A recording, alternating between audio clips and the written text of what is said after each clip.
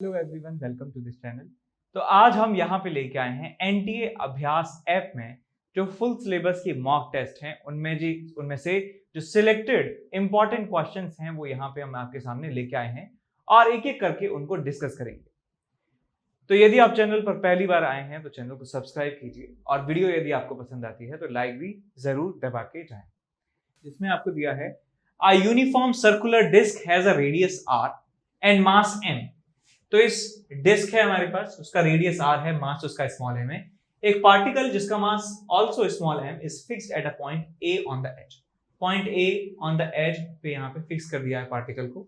The disc can rotate freely about an fixed horizontal chord pq that is at distance r/4 from the centre. तो इस centre से r/4 distance पर एक cord है और इस कॉर्ड के अबाउट रोटेशन पॉसिबल है फ्रीली इस डिस्क का, इस पूरे सिस्टम का। The line AC is perpendicular to PQ, ठीक है। ये लाइन AC जो है ये परपेंडिकुलर है इस PQ कॉर्ड के। Initially the disk is held vertically with point A at the highest position. It is then allowed to fall so that it starts rotating about PQ. Find the linear speed of the particle as it reaches horizontal position. तो इसको जो है छोड़ दिया जाता है। अब A जो है हाईएस्ट पॉइंट पे है और जब ये वर्टिकली डाउनवर्ड बिल्कुल लोएस्ट पॉइंट पे पहुंच जाएगा, पहले ऐसे था अब ऐसे हो जाएगा। तो हमें बताना है कि जब वो नीचे पहुंच गया होगा उसकी लीनियर स्पीड उस पार्टिकल की कितनी हो जाएगी। तो लीनियर स्पीड हमें कैलकुलेट करनी है उस पार्टिकल की जब वो अपनी लोएस्ट पोजीशन पे आ जाएगा, ठीक है। तो सबसे पहले हम क्या करते हैं कि हम इस पूरे सिस्टम का मोमेंट ऑफ इनर्शिया निकालते हैं इस एक्सिस PQ के अबाउट। तो सबसे पहला टास्क हमारे पास होगा कि PQ के अबाउट हमें मोमेंट ऑफ इनर्शिया निकालना है। मोमेंट ऑफ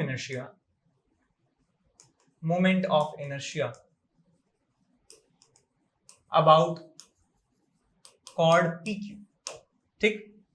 तो सबसे पहले मैं क्या करूंगा कि जो आपके पास सेंटर से पास होने वाला एक्सिस इसके अबाउट मोमेंट ऑफ इनर्शिया निकालने वाला हूं।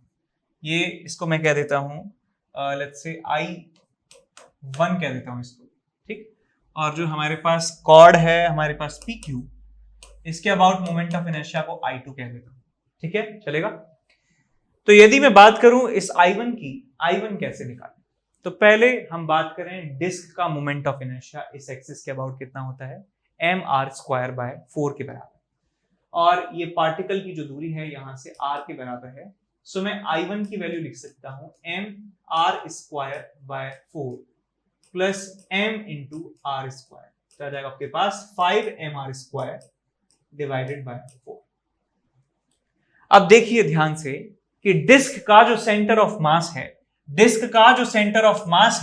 वो डिस्क का सेंटर ऑफ मास है यहां, और ये जो पार्टिकल है इसका मास भी m है, ये यहां रखा है। तो मैं इस डिस्क का और इस पार्टिकल का जो कंबाइंड सेंटर ऑफ मास है वो कैलकुलेट कर सकता हूं, लोकेट कर सकता हूं। मैं कह सकता हूं कि इसका और इसका जो कंबाइंड सेंटर ऑफ मास है वो यहां पर लाई करेगा। ये पूरे सिस्टम का सेंटर ऑफ मास है, डिस्क प्लस पार्टिकल सिस्टम का सेंटर ऑफ मास यहां पे होगा। ये पूरी डिस्टेंस r है, तो कह सकता हूं कि ये r/2 डिस्टेंस पे होने वाला है, r/2 डिस्टेंस पे सेंटर ऑफ मास होगा। और इस एक्सिस के अबाउट जो मोमेंट ऑफ इनर्शिया है वो ICUM के बराबर होगा।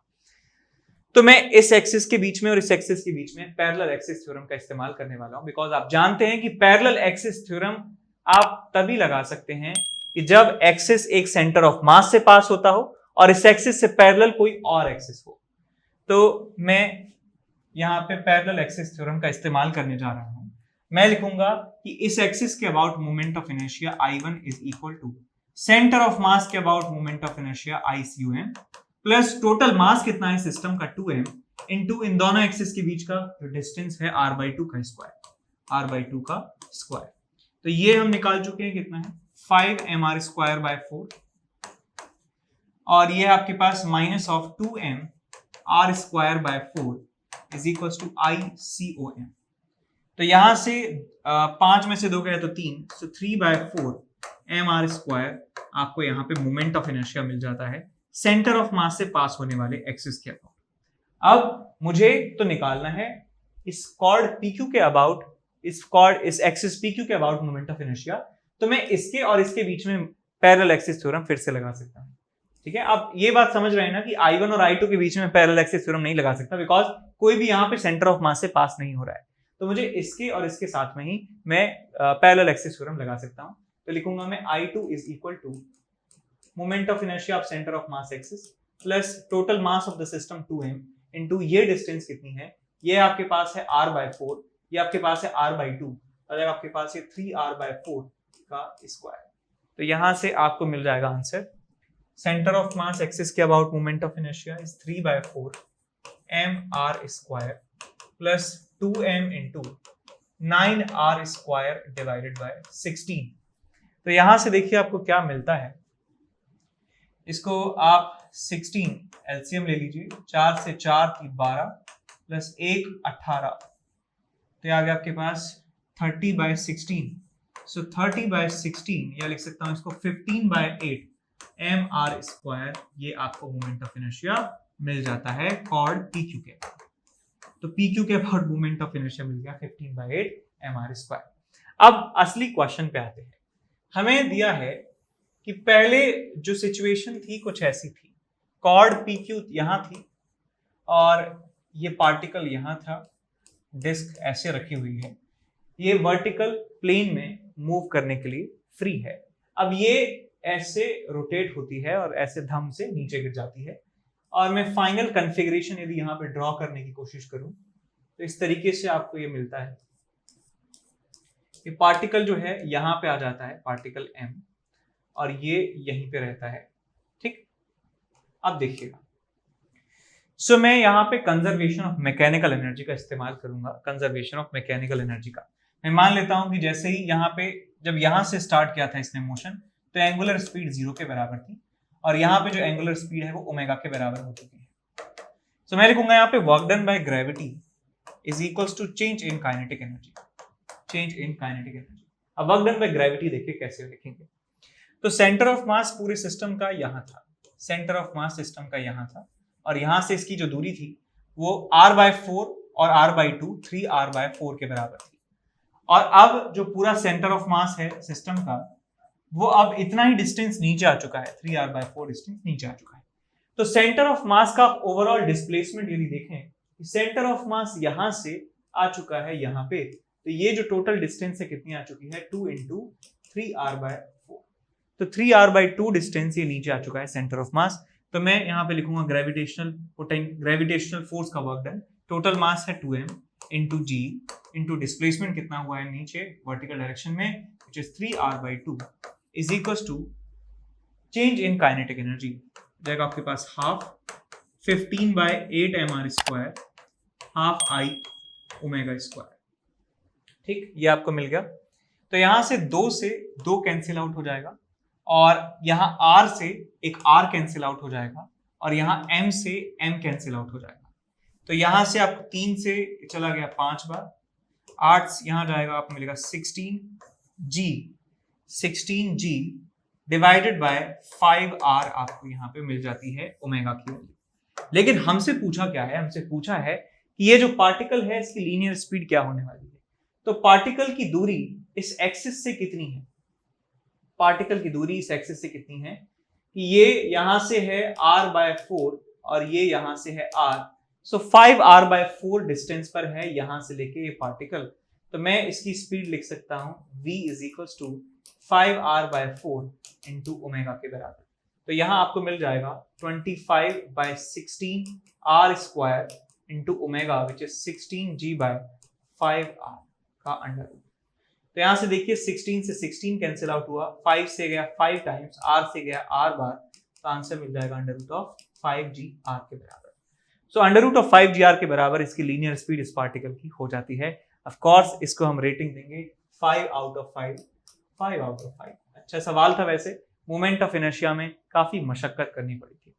ठीक, इसके बाद चलते हैं अगले क्वेश्चन की तरफ। अगला क्वेश्चन है क्वेश्चन नंबर 16, जिसमें आपको दिया है कि 4 हमारे पास पार्टिकल हैं, चारों का मास m के बराबर है, चार्ज q के बराबर है। उनको वर्टाइसिस, एक स्क्वायर के वर्टाइसिस पे रखा जाता है और स्क्वायर की साइड जो है a के बराबर है। They are released at t = 0 and move under mutual repulsive forces. अपने रिपल्सिव फोर्सेस, अपने म्यूचुअल रिपल्सिव फोर्सेस के कारण ये क्या करते हैं, ये दूर जाते हैं, रिपेल होंगे तो ये चारों के चारों जो हैं एक सिमिलर पैटर्न में सिमेट्रिकली जो है एक दूसरे से दूर जाते हैं। तो आपको ये बताना है कि speed of any particle when it's distance from the centre of square doubles, जब इनके सेंटर से इनकी जो दूरी है डबल हो जाती है, अब जितनी दूरी है उससे डबल हो जाती है, इसका मतलब मैं कह सकता हूं कि स्क्वायर की साइड जो है वो भी डबल हो चुकी है। समझ गए कि यार स्क्वायर की साइड डबल होगी, इसका मतलब इसके जो डायगोनल लेंथ है वो भी डबल हो जाएगी। तो सिचुएशन कुछ ऐसी है कि ये आपके पास चार पार्टिकल हैं, इनके ऊपर फोर्सेस का पैटर्न देखिए, ये इसके ऊपर ऐसे फोर्स लगा रहा है, ये इसके ऊपर ऐसे फोर्स लगा रहा है, ये इसके ऊपर ऐसे फोर्स लगा रहा है, इनका रिजल्टेंट जो है इसी डायरेक्शन में आएगा, तो ये पार्टिकल इधर जाने वाला है। सिमिलरली ये वाला जो पार्टिकल है ये इधर जाने वाला है, सिमिलरली ये वाला जो पार्टिकल है इधर जाने वाला है, सिमिलरली ये वाले जो पार्टिकल है ये इधर जाने वाला है। तो चारों सिमेट्रिकल तरीके से एक दूसरे से दूर जा रहे हैं, और पहले जो स्क्वायर की जो साइड है वो a के बराबर है, और अब जहां पर ये होते हैं वहां पर स्क्वायर की जो साइड है वो 2a के बराबर हो चुकी है, 2a के बराबर हो चुकी है। और मैं कह सकता हूं सिमेट्री से ये जब मूव कर रहे हैं तो सबकी स्पीड समान होने वाली है। यहाँ पे इसकी स्पीड भी v होने वाली है, इसकी स्पीड भी v होने वाली है, इसकी स्पीड भी v होने वाली है, इसकी स्पीड भी v होने वाली है। तो मैं यहाँ पे लिख सकता हूं कि work done by all the forces is equal to change in kinetic energy, change in kinetic energy. और इसको मैं लिख सकता हूं कि this is nothing but the potential energy में चेंज, या फिर आप simply conservation of mechanical energy लगा सकते हैं। तो मैं लिखूंगा यहाँ पे k initial plus u initial is equal to k final plus u final. तो यहां आप लिखें कि काइनेटिक एनर्जी कितनी है, 0 के बराबर, प्लस सिस्टम की पोटेंशियल एनर्जी, पोटेंशियल एनर्जी या पोटेंशियल एनर्जी ऑफ कॉन्फ़िगरेशन कहूं तो वो आप निकाल सकते हैं कैसे। स्क्वायर है, 4 पॉइंट्स हैं, 4 पार्टिकल्स हैं इसके पास, 1 2 3 4 इसको नाम दे देता हूं। तो पूरे सिस्टम की जो पोटेंशियल एनर्जी हो जाएगी u12 प्लस u12 हो गया u13 प्लस u14, आ जाएगा आपके पास u23 प्लस u24, और यहां पे आ जाएगा प्लस u34। तो यहां देखिए जो पार्टिकल 1 2 है और पार्टिकल 2 3 है और पार्टिकल 1 4 जो है, और ये और कौन से पार्टिकल 1 2 और 3 4, ये जो है इनके बीच का सेपरेशन a के बराबर है। तो इन चारों की जो पोटेंशियल एनर्जी लिख सकता हूं टोटल 4 इंटू के Q square divided by a के बराबर। अब 1 3 और 2 4 की बात करें, 1 3 और 2 4 के बीच का जो सेपरेशन है वो a√2 के बराबर है, तो आपको मिल जाएगा 2 टाइम्स के Q square divided by a√2। तो ये पूरे सिस्टम की पोटेंशियल एनर्जी आपको यहाँ पे मिल जाती है। तो मैं कंजर्वेशन ऑफ मैकेनिकल एनर्जी में इस्तेमाल करूंगा इसका। सो इनिशियल पोटेंशियल एनर्जी की बात करें, सो के क्यू स्क्वायर बाय ए आपके पास है, यह 4 plus 2 by √2 is equals to kinetic energy final. तो मैं लिख सकता हूं चारों पार्टिकल v स्पीड से मूव कर रहे हैं, so 4 times half mv square plus final potential energy की बात करें तो आपको मिलेगा यहाँ पे के Q square divided by 2a, और यहाँ मिल जाएगा 4 प्लस √2 के बराबर। अब ये भी √2 है, 4 प्लस √2, इसको इधर ले जाएंगे तो आपको मिल जाएगा के Q square divided by a, और यहाँ मिल जाएगा 2a, यहाँ मिल जाएगा 4 प्लस √2, और ये मिल जाएगा आपको 2 टाइम्स mv स्क्वायर। ठीक, अब सॉल्व कर लेंगे, आंसर आपको मिल जाएगा, स्पीड आपको पता चल जाती है। तो इस सवाल में वैसे कोई कॉन्सेप्ट वाइज ज्यादा डिफिकल्टी नहीं थी, लेकिन कैलकुलेशन में थोड़ा सा टाइम लग सकता है। तो इस सवाल को जो है 3 आउट ऑफ 5 रेट कर सकते हैं, 3 आउट ऑफ 5 इस क्वेश्चन का लेवल है। इसके बाद अगले सवाल की तरफ चलें। इसमें दिया है एक स्फेरिकल ड्रॉप है वाटर की जिसका रेडियस 1 मिलीमीटर के बराबर है और सरफेस टेंशन वाटर का इतना है, तो difference in pressure between inside and outside of the spherical drop कितना होगा। तो देखिए spherical drop of water, spherical drop of water, तो मतलब क्या हुआ कि यहां अंदर तो लिक्विड भरा है, बाहर जो है एयर है, तो लिक्विड एयर का जो इंटरफेस है या किसी भी दो मीडियम्स को सेपरेट करने वाला जो सरफेस होता है उसे फ्री सरफेस कहा जाता है, उसको हम एक फ्री सरफेस काउंट करते हैं। तो यहां लिक्विड है और यहां पे एयर है, तो इसका मतलब हमारे पास एक फ्री सरफेस हुआ है। तो मैं कह सकता हूं कि अंदर और बाहर कि जो प्रेशर्स का डिफरेंस होता है एक सरफेस वाले सिस्टम के लिए P in minus P out होता है आपके पास 2s/r के बराबर। तो ये एक्सेस प्रेशर इसे कहा जाता है इज इक्वल टू 2s/r। तो आप यहाँ पे वैल्यू रख दीजिए 2 times 70 into 10⁻³ divided by r। Radius कितना है आपके पास? रेडियस है 1 मिलीमीटर, 10⁻³ तो ये कैंसिल आउट हो गया, आपको मिल गया आंसर 140। ठीक, 140 हमारा आंसर हमें मिल जाता है। और इसको हम रेट करेंगे 2 आउट ऑफ 5। कुछ नहीं करना था, फॉर्मूला लगाना था 2 out of 5।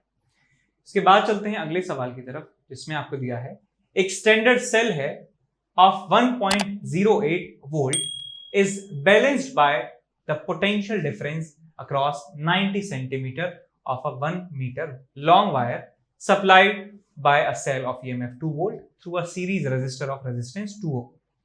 If the internal resistance of the cell in the primary circuit is 0, then the resistance per unit length of the potentiometer wire is. So potentiometer wire के लिए resistance per unit length आपको calculate करना है।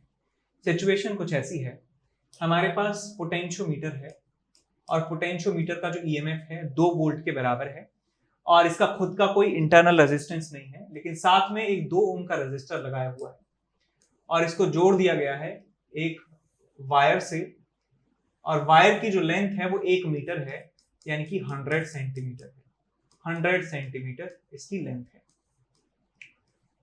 अब यहां पे हम balance कर देते हैं एक बैटरी को जिसका ईएमएफ है 1.08 वोल्ट के बराबर, 1.08 वोल्ट के बराबर, और ये जो बैलेंसिंग लेंथ हमें मिलती है, बैलेंसिंग लेंथ है 90 सेंटीमीटर के बराबर। 90 centimetre is the balancing length. तो हमें रेजिस्टेंस पर यूनिट लेंथ निकालना है, कितना होगा। ठीक, तो मैं मान लेता हूं कि इसका जो पूरा रेजिस्टेंस है इस पोटेंशियोमीटर वायर का वो कैपिटल आर के बराबर है। कैपिटल आर के बराबर मैं मान लेता हूं कि पोटेंशियोमीटर वायर का रेजिस्टेंस है। ठीक है, तो इस पोटेंशियोमीटर वायर के लिए यदि मैं पोटेंशियल ग्रेडियंट लिखना चाहता हूं तो मैं लिख सकता हूं potential gradient lambda is equal to, इस पोटेंशियोमीटर वायर में के अक्रॉस पोटेंशियल डिफरेंस कितना है, मैं लिखूंगा V, इस वायर को AB कह देते हैं, VAB डिवाइडेड बाय इसका लेंथ LAB। ठीक, तो VAB कैसे लिखेंगे? पूरे सर्किट में हमें करंट निकालना होगा। करंट कितना होगा इस पूरे सर्किट में? प्राइमरी सर्किट की बात कर रहा हूं।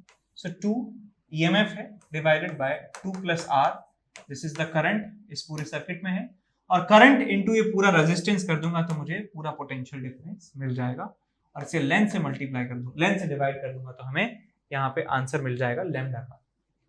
अब यदि 90 सेंटीमीटर की बात करें, सो 90 सेंटीमीटर के अक्रॉस जो पोटेंशियल डिफरेंस है वही 1.08 के बराबर है, तो मैं यहाँ लिख सकता हूँ lambda into 90 is equal to 1.08।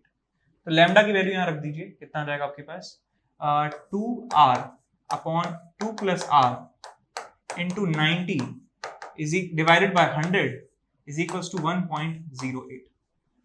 तो यहां से आपको मिल जाएगा that 2R upon 2 plus R is equal to 108 divided by 90। तो ये 9 से गया एक बार और ये गया 2 बार, 9 से गया है 10 बार, 2 से गया है 6 बार, 2 से गया है 5 बार, तो आपको मिल गया है 10R is equal to 12 plus 6R, तो आपको मिल गया है 4R is equal to 12, R आपको मिल जाता है यहाँ से 3 के बराबर। तो 3 ओम इसका रेजिस्टेंस आपको मिल गया। तो आपको निकालना क्या है? Resistance per unit length. तो रेजिस्टेंस पर यूनिट लेंथ आपको मिल जाएगा total resistance R divided by total length L। Resistance आया 3 ओम, लेंथ कितना है 1 मीटर, सो 3 ओम पर मीटर आपको आंसर मिल जाता है। So correct answer will be 3 ओम पर मीटर। अच्छा सवाल था, बहुत ही क्लासिक कॉन्सेप्ट है, ज्यादा कोई इधर उधर नहीं घुमाया है, तो इसको आप आराम से कह सकते हैं कि ये 4 लायक है, 4 आउट ऑफ 5 इसको हम रेट कर सकते हैं। इसके बाद ये रेटिंग जो है सब्जेक्टिव है ना, कोई जरूरी नहीं कि मैंने लिख दिया तो ये किसी अलग पर्सन के हिसाब से कुछ अलग रेटिंग हो सकती है, एक ऊपर एक नीचे हो सकता है। ठीक है, और ये जेईई मेन के सवालों के हिसाब से रेटिंग दी है, रिलेटिव रेटिंग है ना। जेईई मेन का हार्डेस्ट को 5 देंगे, जेईई मेन का इजीएस्ट जो है उसको 1 दिया जाएगा, तो उसके हिसाब से 4 है। इसके बाद यहाँ पे डिस्कस करते हैं क्वेश्चन नंबर 24।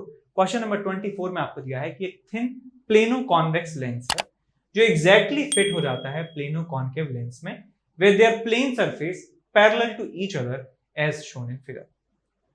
जिस तरीके से लेंस है और आगे दिया है कि the radius of curvature of the curved surface is 30 centimeter. Lens is made using a different material of refractive index 3/2 and 5/4 as shown in figure. If the plane surface of the plano-convex lens is silvered, then calculate the equivalent focal length of the system in centimeter. तो यहाँ पे part जो है हम silver कर देते हैं, तो हमें पूरे सिस्टम का इक्विवेलेंट फोकल लेंथ जो है कैलकुलेट करना है। तो आप सबसे पहले क्या कीजिए, हम जानते हैं कि ये जो लेंस है आपके पास, ये वाला लेंस, दिस प्लस दिस, ये μ2 से बना है, ये μ1 से बना है, ये लास्ट में प्लेन है, सॉरी, इस तरीके से ये रहा, ठीक। ये हमारे पास दो लेंसेज हैं और इन दोनों लेंसेज के जो कॉम्बिनेशन है मैं उसको मान लेता हूं F इक्विवेलेंट के बराबर है और साथ में जुड़ा हुआ है एक प्लेन मिरर, इसका फोकल लेंथ हम कह देते हैं FM के बराबर है। तो हम सिल्वरिंग ऑफ लेंस में जानते हैं फॉर्मूला क्या होता है कि 1/f total is equal to 2/FL minus 1/FM। तो हमारे सवाल के लिए हो जाएगा आपके पास F इक्विवेलेंट माइनस 1/FM। तो इस तरीके से हम इस क्वेश्चन को अप्रोच करने वाले हैं। तो पहले F इक्विवेलेंट निकालिए, इन दोनों लेंसेज का इक्विवेलेंट निकालिए। दोनों लेंसेज का इक्विवेलेंट निकालने के लिए पहले इन लेंसेज की अलग अलग फोकल लेंथ आपको निकालनी है। तो पहले इसका फोकल लेंथ निकालते हैं। तो मैं लिख सकता हूं 1/f1 is equal to μ minus 1 3/2 minus 1, तो जाएगा आपके पास 1/r1 माइनस 1/r2, तो जाएगा आपके पास ये 1/2 है माइनस 1/30, सो इट्स माइनस 1/60। आपको यहाँ पे 1/f1 की वैल्यू मिल जाती है। ऐसे ही जो दूसरा लेंस है आपके पास वो कुछ इस तरीके से है, ये और ये, इसका जो रिफ्रैक्टिव इंडेक्स है वो 5/4 के बराबर है। तो आपको मिलेगा 1/f2 is equal to 5/4 minus 1 1/30 minus 1/infinity। तो आपको मिल जाएगा 1/120 1/f2 के बराबर। तो यहां से आप टोटल इक्विवेलेंट फोकल लेंथ निकाल सकते हैं इससे और इससे। So 1/f equivalent is equal to 1/f1 plus 1/f2, so minus of 1/60 plus 1/120, तो आपको मिल जाता है माइनस 1/120। तो आपको आंसर मिल जाएगा equivalent focal length is equal to minus of 120। अब क्या करना है, इसको इस फॉर्मूले से जोड़ना है। माइक गिर गया नीचे मेरा, तो यहाँ क्या कर सकते हैं, इसको रख दीजिए यहाँ पे। तो आपको मिलेगा 1/f total is equals to 2/-120 minus 1/fm। इसका जो फोकल लेंथ कितना हो जाएगा, रेडियस ऑफ कर्वेचर का आया था, रेडियस ऑफ कर्वेचर कितना है, इनफाइनाइट, तो यह जाएगा 1/इनफाइनाइट। तो आंसर मिल जाएगा आपको माइनस 1/60 1/f टोटल। तो मैग्नीट्यूड कितना हो जाएगा, 60 के बराबर। तो आंसर हमारा 60 यहाँ पे हमें मिल जाता है। इसका आंसर कितना आ जाएगा, 60। ठीक है, इसके बाद चलते हैं अगले सवाल की तरफ। यही लास्ट सवाल था, ठीक। इस सवाल को कितना रेट किया जाए, इस सवाल थोड़ा सा लेंदी था, कठिन ज्यादा कुछ था नहीं इसमें, तो मैं इसको तीन रेट कर सकते हैं, इसको 3 रेट किया जा सकता है। 3 आउट ऑफ 5, ठीक। तो इन सवालों को सॉल्व करने के बाद आपका ये काम, जो सबसे इंपॉर्टेंट बात है कि इस पूरी वीडियो को देखने के बाद, कि जितनी भी गलतियां आपसे हुई हैं, जो भी चीजें आपको नहीं आती, कोई फॉर्मूला आपको कम याद था, तो उसे आप अपनी कॉपी में लिखते चलिए। अपनी नोटबुक में एक तरफ बना लीजिए कॉलम, कोई भी रैंडमली, कोई ऐसा नहीं कि सब्जेक्ट वाइज टॉपिक वाइज करना है, आप रैंडमली उनको लिखते चले जाइए। इतना टाइम आपके पास नहीं है कि आप उनको कंपाइल कर सकें अलग अलग सेक्शंस में। आप लिखते चले जाइए लाइन से, कि भले कोई सा टॉपिक हो, कोई सा वीडियो हो, सब्जेक्ट बस अलग बना लीजिए कि मुझे ये मिरर फॉर्मूला नहीं मालूम था कि मिरर लेंस की जो सिल्वरिंग करते हैं तो कौन सा फॉर्मूला लगाते हैं, फॉर्मूला तुरंत लिख लीजिए। और आपको जरूरत है कि थ्योरी पढ़ने की, तो अपने नोट से थ्योरी आप पढ़ सकते हैं, ठीक है। इस तरीके से जितने भी फॉर्मूले आपको इस्तेमाल हुए हैं यहाँ पे, जैसे यहाँ पे हमने इस्तेमाल किया था पोटेंशियोमीटर का जो कॉन्सेप्ट है, पोटेंशियोमीटर काफी इंपॉर्टेंट है। तो आपको यदि नहीं याद है तो आप सीख सकते हैं एक बार, यार आज तो मैं सीख के ही रहूंगा कि पोटेंशियोमीटर के सवाल कैसे किए जाते हैं। और जैसे यहाँ सवाल आए थे हमारे पास कि एक्सेस प्रेशर कैसे निकालते हैं। तो एक्सेस प्रेशर का फॉर्मूला देख सकते हैं कि एक सोप बबल के लिए और एक लिक्विड ड्रॉप के लिए कैसे डिफर करता है फॉर्मूला P1 माइनस P2 का, P इन माइनस P आउट का। और इस सवाल में देखें तो हमने कंजर्वेशन ऑफ मैकेनिकल एनर्जी लगाया है। कंजर्वेशन ऑफ मैकेनिकल एनर्जी के साथ साथ हमने यहाँ पे क्या किया है, हमने इस तरीके से कॉन्फ़िगरेशन की जो पोटेंशियल एनर्जी लिखी है, तो ये लिखना आपको आना चाहिए। नहीं आता है तो आप अपने टू डू लिस्ट में लिख सकते हैं कि यार ये मुझे सीखना है, ठीक है। ऐसे ही इससे पिछले सवाल में हमने देखा था कि मोमेंट ऑफ इनर्शिया कैसे निकाला था। तो मोमेंट ऑफ इनर्शिया में ये बात हमें ध्यान रखनी है, थ्योरम सबको याद होती है, बस ये भूल जाते हैं कि ये सेंटर ऑफ मास से पास होने वाला एक्सिस होना चाहिए और ये वाला एक्सिस जो है इस सेंटर ऑफ मास से पास होने वाले एक्सिस के पैरेलल होना चाहिए। तो ये बात याद रखें। ऐसे यहाँ पे हमने देखा कि स्ट्रिंग की लेंथ कैसे निकाली है, ठीक है। समझ गए कहने का मतलब क्या है कि जो भी गलतियां आपने करी हैं उस गलतियों को साथ साथ लिखते जाइए और एक दिन में, 2 दिन में या वीक वाइज जो है आप उन्हें रेक्टिफाई कर सकते हैं, ठीक है। In Young's double slit experiment the distance between the two identical slits is 6.1 times the larger than the slit width। तो यंग्स डबल स्लिट एक्सपेरिमेंट के बारे में हम जानते हैं कि जो स्लिट्स होती हैं, स्लिट्स के बीच का डिस्टेंस को d कहा जाता है और स्लिट की जो विड्थ है उसको आप b कह सकते हैं या w कह सकते हैं। क्वेश्चन में आपको दिया है कि distance between two identical slits d is equal to 6.1 times the slit width b। Equation number 1 आपको यहां पे मिल चुका है। तो बताना है then the number of intensity maxima observed within the central maxima of single slit diffraction pattern. तो यदि इनसे जो डिफ्रैक्शन पैटर्न बनेगा और उस डिफ्रैक्शन पैटर्न में जो सेंट्रल मैक्सिमा होगा, तो यहां पे दो बातें हैं। यहां पे हम डबल स्लिट एक्सपेरिमेंट की वजह से भी बात कर रहे हैं मैक्सिमास की और हम सिंगल स्लिट डिफ्रैक्शन पैटर्न की वजह से भी मैक्सिमा की बात कर रहे हैं। तो पहले तो आप ये समझिए, यदि हमारे पास एक सिंगल स्लिट होती है, इसकी टोटल विड्थ b के बराबर है, तो ये सेंटर पर मैक्सिमा बनाते हैं, सेंटर पर मैक्सिमा बनाते हैं और ये मैक्सिमा का जो होता है एंगुलर विड्थ जो होता है, इसका फॉर्मूला आपको मालूम होना चाहिए। ये जो सेंट्रल मैक्सिमा है, क्या है बेटा, सेंट्रल मैक्सिमा, सेंट्रल मैक्सिमा। इसका ये जो एंगल होता है ये होता है theta is equals to 2 times lambda by b, या इसको 2 times sine inverse lambda by b भी कहा जाता है, ठीक। तो मैं यहाँ पे अप्रोक्सीमेशन ले रहा हूँ कि लैम्डा बाय बी काफी छोटा है, तो ये बन जाएगा 2 लैम्डा बाय बी। ये इसकी एंगुलर विड्थ है, एंगुलर विड्थ है। अब ये कह रहे हैं कि जो डबल स्लिट एक्सपेरिमेंट है, डबल स्लिट एक्सपेरिमेंट है, इसकी वजह से जो मैक्सिमास बन रहे होंगे, इसकी वजह से जो मैक्सिमास बन रहे होंगे वो कितने नंबर ऑफ मैक्सिमा आ जाएंगे। तो हम जानते हैं यदि हमारे पास इतनी सी विड्थ है, इतनी एंगुलर विड्थ में हमें देखना है कितने मैक्सिमास आ रहे हैं, तो मैं मान लेता हूं कि n नंबर ऑफ मैक्सिमास हमें मिल रहे हैं। n नंबर ऑफ मैक्सिमास हमें मिल रहे हैं तो वो कैसे मिलेंगे कि हम ये जो टोटल एंगुलर विड्थ है, टोटल ये जो विड्थ है कितनी आपके पास 2 लैम्डा बाई बी, इसमें डिवाइड कर दें एक मैक्सिमा का एंगुलर विड्थ। एक मैक्सिमा का एंगुलर विड्थ कितना होता है बताइए, बताइए, लैम्डा बाई डी के बराबर। तो ये लैम्डा बाई डी आप यहाँ पे लिख सकते हैं। तो एक लैम्डा से लैम्डा कैंसिल आउट हो गया, आपको मिल गया 2d बाय b के बराबर, और ये आ गया आपके पास 2 टाइम्स d की वैल्यू है 6.1 into b divided by b, b से b कैंसिल आउट हो गया, आपको यहाँ पे मिलता है 6.1 into 2 is equal to 12.2। So 12.2 maximas YDSC के आ जाएंगे इतने डिस्टेंस में। तो हमारा आंसर कितना आ जाएगा 12.2 का मतलब 12 तो आ ही जाएंगे, तो हमारा आंसर हो जाएगा 12, ठीक है। तो इस सवाल में हमें YDSC का भी इस्तेमाल करना पड़ा और अपना डिफ्रैक्शन का भी इस्तेमाल करना होगा। तो इसको सवाल को कह सकते हैं, इस सवाल में 2 कॉन्सेप्ट इस्तेमाल हुए हैं डायरेक्ट फार्मूला पे, तो यहाँ पे 4 जो है इसको दिया जा सकता है rating 4 out of 5। Maximum question 4 out of 5 ही लिखे हैं हमको अभी तक। इसके बाद अगले सवाल की तरफ चलते हैं। एक सूटकेस है, उसको जेंटली ड्रॉप कर दिया जाता है एक कन्वेयर बेल्ट पर जो मूव कर रही है 3 मीटर पर सेकंड स्पीड से। तो ये कन्वेयर बेल्ट है और कन्वेयर बेल्ट मूव कर रही है 3 मीटर पर सेकंड से। एक सूटकेस को यहाँ पे ड्रॉप कर रहे हैं।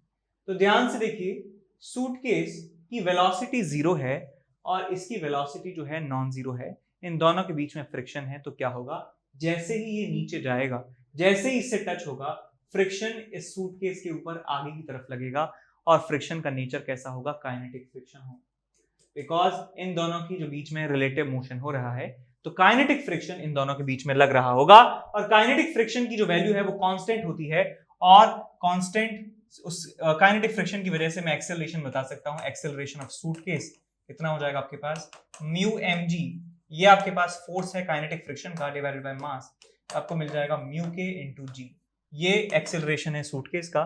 तो म्यू की वैल्यू कितनी है 0.5 और 0.5 इंटू जी की वैल्यू कितनी है 10, तो आपको मिल जाएगा 5 मीटर पर सेकंड स्क्वायर। इसका मतलब ये सूटकेस जैसे ही यहाँ पे टच होगा कन्वेयर बेल्ट पे, ये 5 मीटर पर सेकंड स्क्वायर एक्सेलरेशन से चलने लगेगा और ये कब तक चलेगा, जब तक इनके बीच में रिलेटिव मोशन खत्म नहीं हो जाता, यानी कि इसकी इनिशियल वेलोसिटी 0 है और जब तक इसकी वेलोसिटी इसके बराबर नहीं हो जाती, 3 मीटर पर सेकंड के बराबर नहीं हो जाती, तब तक ये लगता रहेगा। तो हमें ये बताना है कि the displacement of the suitcase relative to conveyor belt before the slipping between the two stop, यानी यहां से लेके यहां तक के बीच में आपको इस कन्वेयर बेल्ट के रेस्पेक्ट में बताना है डिस्प्लेसमेंट कितना होगा, कन्वेयर बेल्ट के रेस्पेक्ट में बताना है, यानी कन्वेयर बेल्ट को भूल जाइए, इनिशियल इसकी वेलोसिटी 0 थी और बाद में इसकी वेलोसिटी 3 मीटर पर सेकंड हो जानी चाहिए, तो आप डिस्प्लेसमेंट निकाल सकते हैं बड़ी आसानी से, v square is equals to u square plus 2as formula इस्तेमाल करके।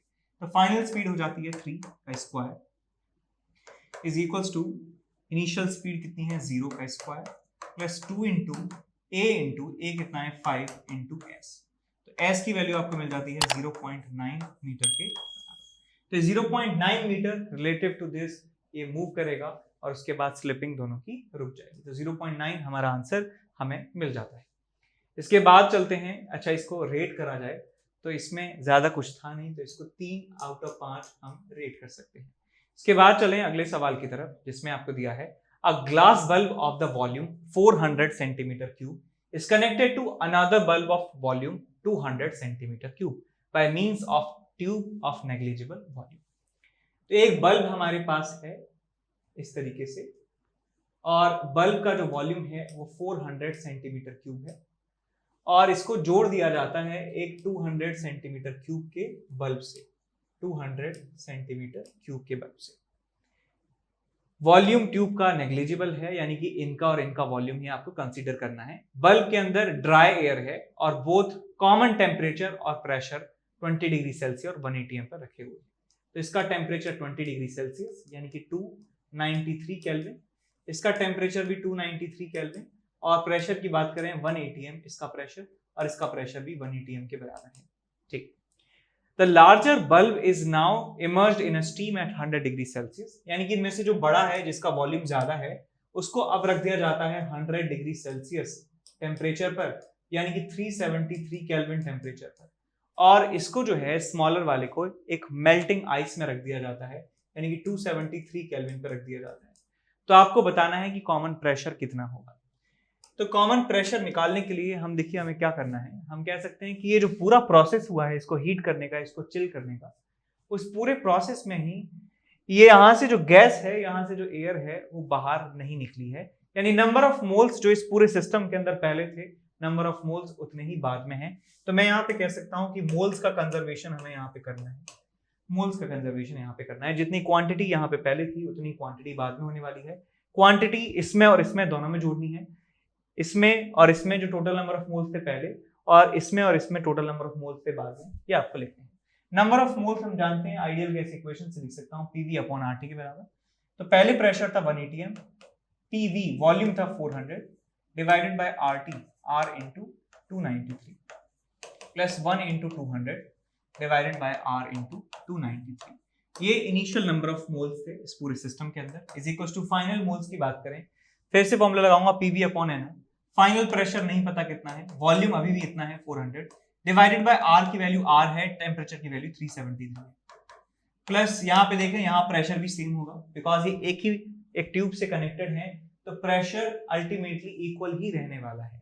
ठीक, प्रेशर अनइक्वल नहीं हो सकता बिकॉज जैसे प्रेशर अनइक्वल होगा इन दोनों के बीच में, यहाँ से जो गैस है वो इधर से उधर हो जाएगी, मतलब समझ गए कि जो टेम्परेचर है वो अलग अलग है, फाइनल प्रेशर सेम होगा। तो यहाँ पे आ जाएगा आपके पास P इनटू आपको यहाँ मिलेगा टेम्परेचर P वॉल्यूम कितना है 200 divided by R into T temperature कितना है 273। अब यहाँ से आपको प्रेशर की वैल्यू कैलकुलेट करनी है, तो आई थिंक कर सकते हैं आप यहाँ से R सब जगह से कैंसिल आउट कर देंगे। ये 400 200 600 divided by 293 is equal to pressure यहाँ से कॉमन ले लीजिए 400 बाय 373 प्लस 200 डिवाइडेड बाय 273। इसको सॉल्व करके आप प्रेशर की वैल्यू निकाल सकते हैं और आपका आंसर आपको मिल जाएगा। तो सवाल में कॉन्सेप्ट वाइज ज्यादा नहीं था, ऐसे ढेर सारे सवाल आते हैं जिनमें इनको कनेक्ट कर दिया जाता है, तो इसमें अल्टीमेटली करना क्या है, आपको नंबर ऑफ मोल्स जो है वो बराबर करने होते हैं। तो इस सवाल को 3 आउट ऑफ 5 हम कह सकते हैं, 3 आउट ऑफ 5। ठीक, इसके बाद चलते हैं अगले सवाल की तरफ, जिसमें आपको दिया है क्वेश्चन नंबर 22 में कि internal resistance of the cell shown in the figure is negligible. ये जो सेल है इसमें कोई इंटरनल रेजिस्टेंस नहीं है। जब की को क्लोज कर देते हैं तो अमीटर की रीडिंग 0.25 एम्पियर थी और 5/12 एम्पियर हो जाती है। तो पहले आप मानिए कि की को ओपन है, की ओपन है, इसका मतलब ये वाला जो ब्रांच है ये किसी काम का नहीं है। तो हमारे पास जो फंक्शनिंग सर्किट है वो सिर्फ इतना है, R इज इक्वल टू 10 ओम। जब मैं की को ओपन रख रहा हूं तो ये आपके पास है E और यहाँ पे एक अमीटर है और अमीटर की रीडिंग आपको बताई है 0.25 एम्पियर के बराबर है, 1/4 एम्पियर ये करंट पड़ रहा है। तो मैं कह सकता हूं इस पूरे सर्किट में जो करंट की वैल्यू है 1/4 है, which is equal to E/R, E/10।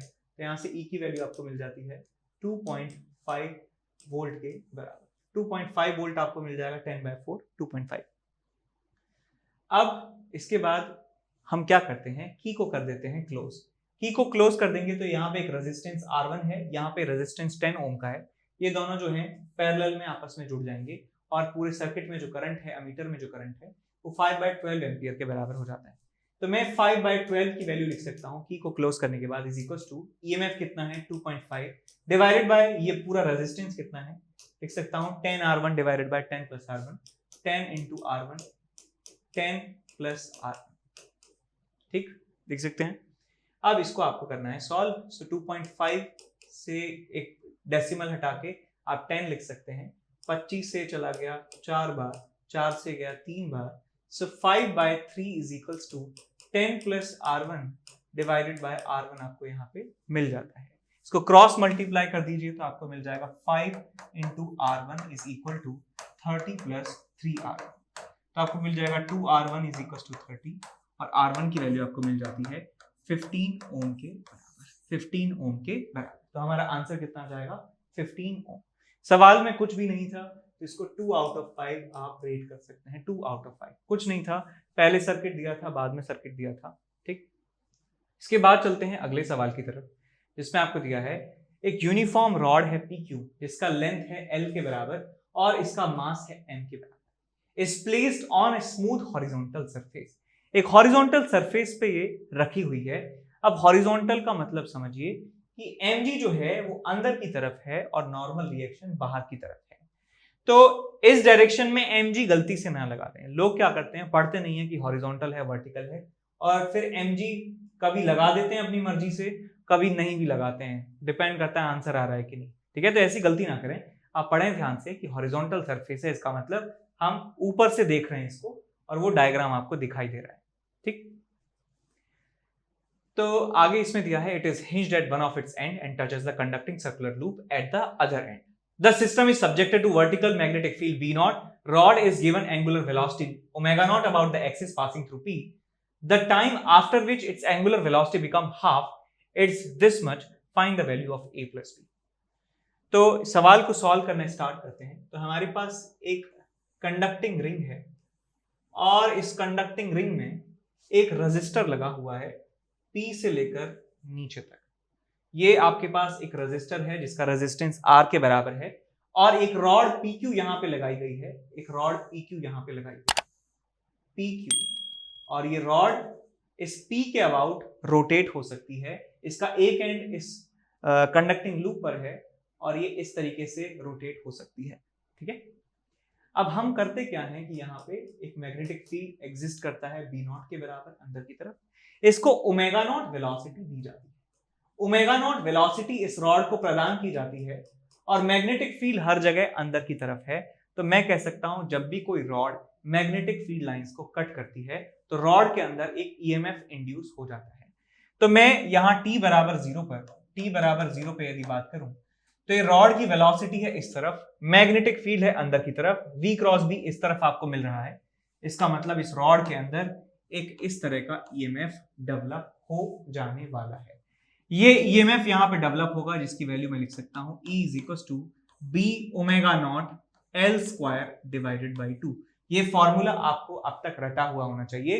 एक रॉड इस एंड से बंधी हुई है, मैग्नेटिक फील्ड ऐसे वर्टिकली डाउनवर्ड डायरेक्शन में अंदर है, सो ईएमएफ जो डेवलप होता है that is b omega l square by 2 के बराबर होता है। अब देखिए बेटा ये ईएमएफ इस तरह से है, ये सर्किट को देखिए, सर्किट पी क्यू और ये वाला, तो इस पूरे सर्किट में करंट फ्लो ऐसे होने लगेगा, इस तरीके से करंट यहाँ पे फ्लो होने लगेगा। और करंट यदि फ्लो होगा तो मैं कह सकता हूं कि ये करंट कैरिंग एलिमेंट है जो मूव कर रहा है एक मैग्नेटिक फील्ड में। तो इसका एल वेक्टर जो है इस तरफ है, मैग्नेटिक फील्ड जो है अंदर की तरफ है, सो एल क्रॉस बी कह सकता हूं पीछे की तरफ है। तो इस रॉड के सेंटर पर, इस रॉड के सेंटर पर मैं कह सकता हूं कि एक फोर्स लग रहा होगा, F is equal to I l b के बराबर। आई एल बी के बराबर फोर्स इसके ऊपर लग रहा होगा पीछे की तरफ, जो इसकी लेंथ और मैग्नेटिक फील्ड के परपेंडिकुलर है। अब सोचिए ध्यान से, इस रॉड के पास वेलोसिटी है इस तरफ, एंगुलर वेलोसिटी है इस तरफ, और फोर्स लग रहा है पीछे। इसका मतलब इसमें रिटार्डेशन हमें देखने को मिलेगा, और इस रॉड की जो स्पीड है जैसे जैसे इधर आएगी, जैसे जैसे नीचे आएगी, स्पीड इसकी कम होने वाली है। कह सकते हैं, कह सकते हैं। तो मैं मान लेता हूं कि रॉड ये थोड़ा सा नीचे आ चुकी है और इसकी जो एंगुलर स्पीड है वो ओमेगा के बराबर हो चुकी है, एंगुलर स्पीड ओमेगा हो चुकी है, और इसके पास जो ईएमएफ डेवलप हो चुका है वो ईएमएफ की वैल्यू कितनी हो जाएगी, b omega l square by 2। और यदि मैं बात करूं इसमें करंट की, तो करंट यहां पे डेवलप हो जाएगा b omega l square by 2 into r के बराबर। ये इसमें करंट होगा, और इस करंट की वजह से इसके ऊपर, इसके सेंटर पर, रॉड के सेंटर पर एक फोर्स लग रहा होगा, force is equal to I l b के बराबर। और मैं कह सकता हूं कि इस फोर्स का टॉर्क इसके अबाउट जो है कितना आ जाएगा आपके पास, एफ इंटू एल बाई 2। ये आपके पास हो गया टॉर्क इस फोर्स का, और टॉर्क इज इक्वल टू क्या होता है, आई अल्फा। इस रॉड का रोटेशन इस एक्सिस के अबाउट है, तो मैं लिख सकता हूं m l square by 3 into alpha. तो यहां से आपको अल्फा की वैल्यू प्राप्त हो जाने वाली है, alpha is equal to 3f divided by 2m। तो हमें इसका एंगुलर स्पीड पता है, हमें इसका एंगुलर एक्सेलरेशन पता है, एंगुलर रिटार्डेशन कहें तो ज्यादा सही होगा, 3f बाय 2m के बराबर। तो मैं पहले यहां पे अल्फा की वैल्यू सही ढंग से लिखने वाला हूं। सो अल्फा आपको मिलता है 3, f को लिखूंगा I l b divided by 2 into m. अब यहां पे करंट की वैल्यू लिखूंगा तो आएगा आपके पास 3 by 2 b omega l square divided by 2 into resistance, ये 3 बाई 2, और यहाँ पे m भी आएगा, यहाँ पे I लिख दिया मैंने, और यहाँ पे L मुझे लिखना है, और यहाँ पे B मुझे लिखना है। तो मैं यहां से लिख सकता हूं alpha is equal to 3 by 2, 3 by 4 लिख दीजिए, 3 बाय 4, 3 4, और नीचे एम आर है, नीचे आ जाएगा आपके पास 3 बाय 4 एम इंटू आर, ये गया बी स्क्वायर, और यहाँ पे है ओमेगा आपके पास, और यहाँ पे आपके पास है एल क्यू। ठीक, मैं हमेशा ऐसे करता हूँ, ये मेरा पर्सनल ट्रिक है कि जो भी चीज मुझे एक जगह से दूसरी जगह कॉपी करनी है तो मैं उनको काटता चला जाता हूँ और दूसरे पेज पे लिखता चला जाता हूँ, जिससे मुझे ये पता रहे कि कौन कौन सी चीजें मैंने लिख दी हैं, कोई चीज दोबारा रिपीट ना हो। तो ये हमें मिल चुकी है अल्फा की वैल्यू, और हम अल्फा को लिख सकते हैं एंगुलर रिटार्डेशन, और एंगुलर रिटार्डेशन को लिखा जा सकता है D omega by d T के बराबर। सो अल्फा को लिख सकता हूं मैं minus of d omega by d t.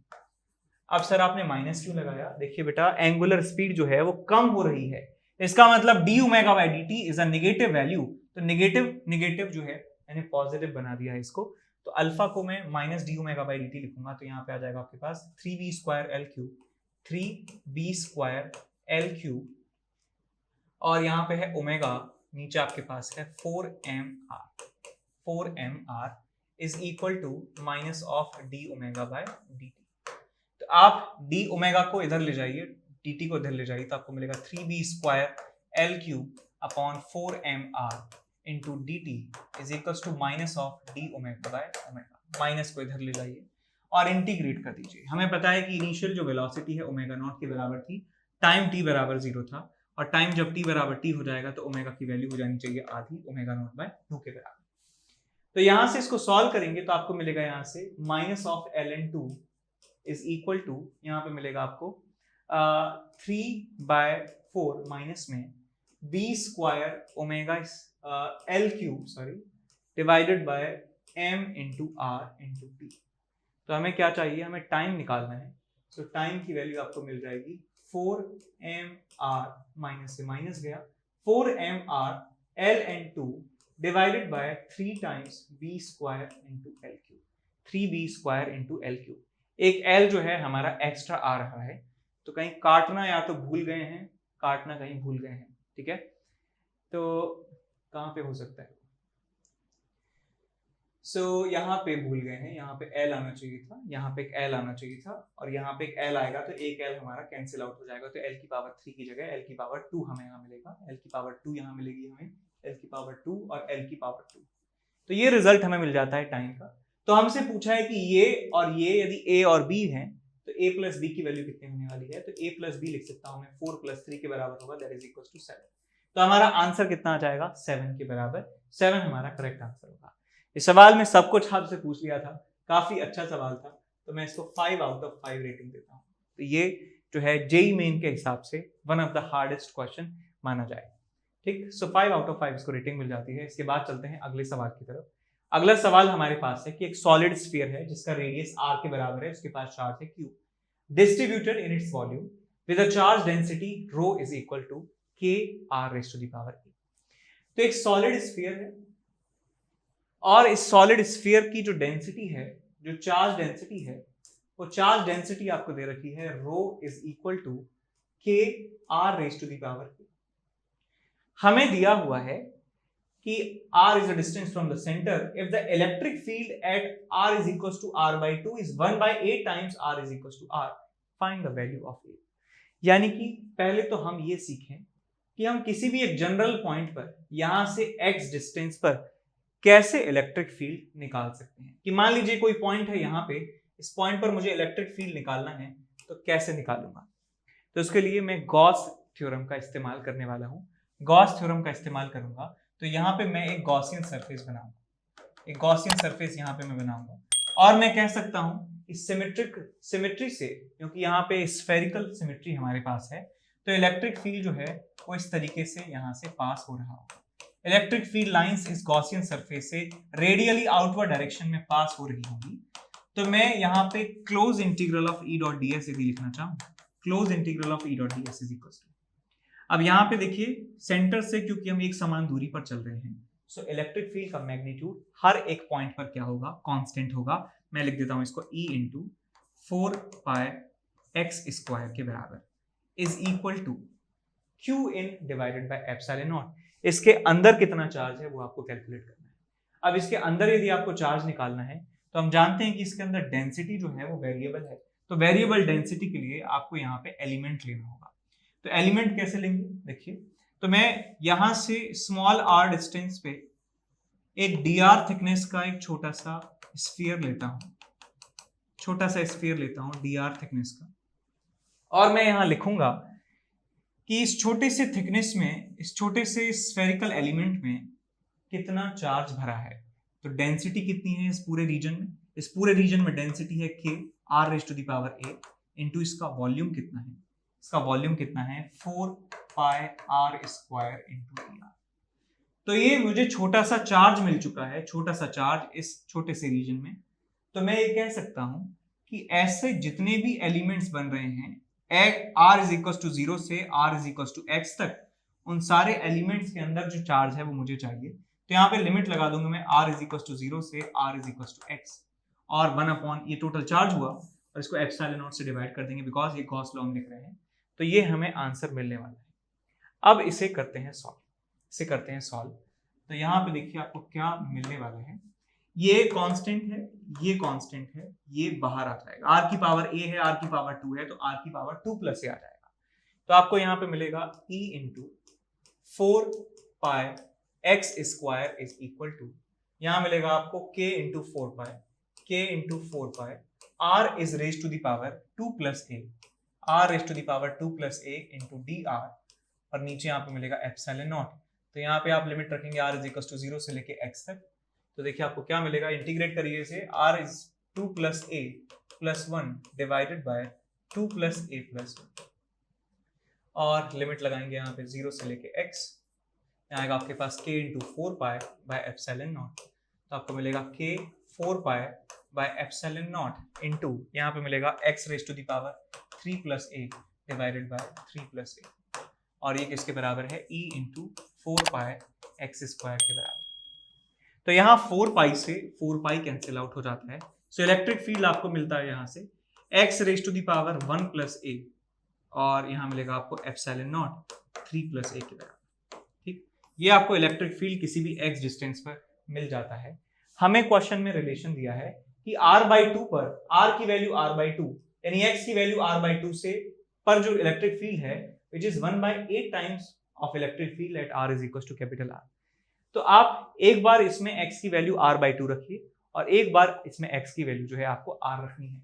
तो यहाँ पे मैं लिखूंगा electric field at x is equals to r/2 is equal to 1/8 times electric field at x is equals to r। ठीक, तो यहाँ पे रखी value, so r/2 raise to the power 1 plus a, और नीचे आपको मिलेगा epsilon nought 3 plus a is equal to 1/8 times electric field r into r raised to the power 1 plus a divided by epsilon naught into 3 plus a। तो ये नीचे सब cancel out हो गया आपस में, तो यहाँ पे आपको मिलेगा r raised to the power 1 plus a divided by 2 raised to the power 1 plus a is equals to 1/8, 8 को लिख सकता हूँ 2 raised to the power 3 into r raised to the power 1 plus a। So r raised to the power 1 plus a से r raised to the power 1 plus a cancel out हो गया, 2 raised to the power 3 is equals to 2 raised to the power 1 plus a, तो 1 plus ए को 3 के बराबर कर देंगे, तो 1 plus a is equals to 3, आपको मिल जाएगा ए इज इक्वल्स टू 2। यही आपका आंसर है, ए इज इक्वल्स टू 2। ठीक, तो सवाल काफी अच्छा था, तो मैं कहूँगा इसको 5/5 आप दे सकते हैं, और ये जेईई एडवांस के पर्सपेक्टिव से भी इंपॉर्टेंट सवाल है। ठीक, काफी अच्छा सवाल था, काफी सारी चीजें हमें देखनी पड़ी। हमें यहाँ पे एक इंटीग्रेशन का इस्तेमाल करना, गॉस लॉ की वजह से एक इंटीग्रेशन यहाँ पे इस्तेमाल किया, तो left hand side right hand side दोनों में हमें इंटीग्रल सॉल्व करने पड़े थे। अच्छा सवाल कहूंगा इससे मैं।